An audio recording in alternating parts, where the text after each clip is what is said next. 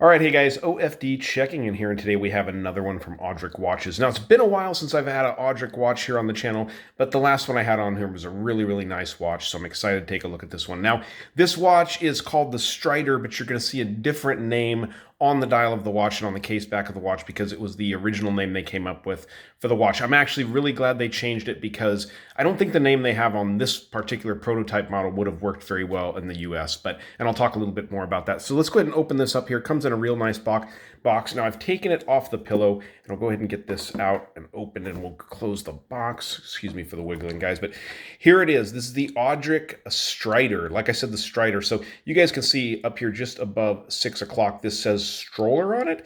And for you that don't know, here in the United States, we call a perambulator or a baby carriage a stroller. And so that probably would not have been the best name for the watch. I mean, I get it. I get the term stroller. I think it sounds kind of cool, but it probably wouldn't have worked really good over here. So Strider is a much better name. So I do believe in the production models, and I'll leave a link down below to their website, and you'll see the pictures they have with the Strider, I think, on the dial. So really nice timepiece. I think these will be available in a few different colorways. I think this is kind of an off gold color, which I really like, and I love the texture on the dial of this watch.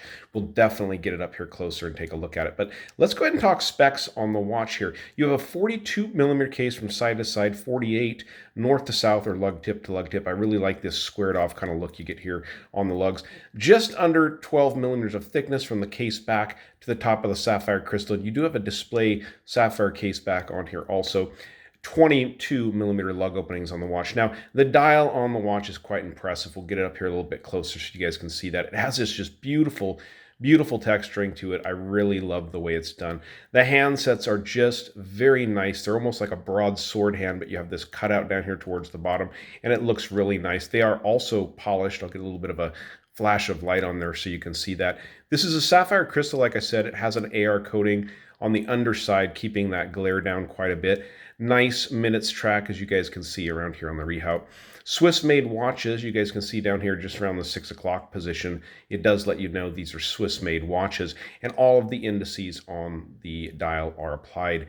This is going to be running the Sellita SW200, I do believe. They have the ETA 2824 on there, or the Sellita SW200, but I do believe that with what Swatch Group has done with the ETA movements, it's most likely going to be a Sellita in the full production models. You get a good around a 40-hour power reserve, date complication, high beat movement at 28,800 vibrations per hour. So a really nice movement either way they go with that. So taking a closer look at the case and the finish on the watch, you guys can see brushing on the case along the tops here and on the sides. And then you have these nice little polished chamfers right out here towards the lug, the edge of the lug opening. Also, you have a polishing on this fixed bezel around the edge there, which looks really nice, and then brushing on the top of the bezel. You do have a signed crown on the watch, and it is full of Lume. I think it's BGW9 Lume. It's either CX3, what is that? Yeah, C3X1 Super Lume or BGW9. I think they mention a couple of different ones,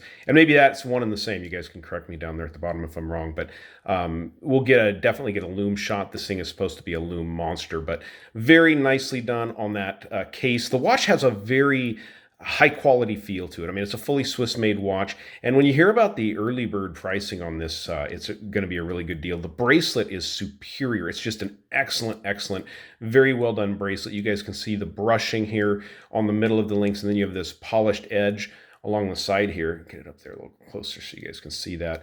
And it's just done well. Very nice clasp assembly, as you can see here on the watch. We'll get it up a little closer, show you guys the case back on here. It lets you know 20 atmospheres, 200 meters, sapphire crystal, 316L stainless steel, Swiss made, and of course it's going to be the Strider, not the stroller. And I like the fact that they're using this sapphire crystal on the case back.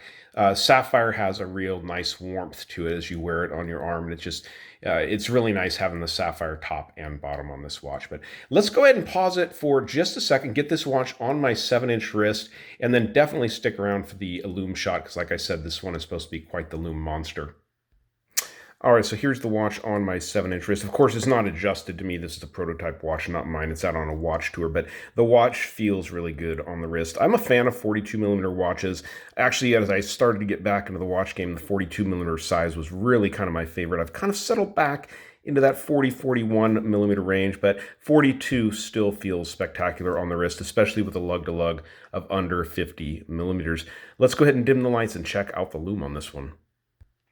Well, just dimming the lights, you guys can see it's already got a little bit of glow, and that's just from the studio lights here. So let's go ahead and hit this one with the flashlight. There's a Fiat flashlight that I got off Amazon. I've done a review of this one, but it's really, really bright. So very cool. So yeah, there you guys go. I mean, this is full of superluminova, as you guys can tell. Those applied indices are just glowing like crazy. Definitely got the blue hue there, as you guys can see.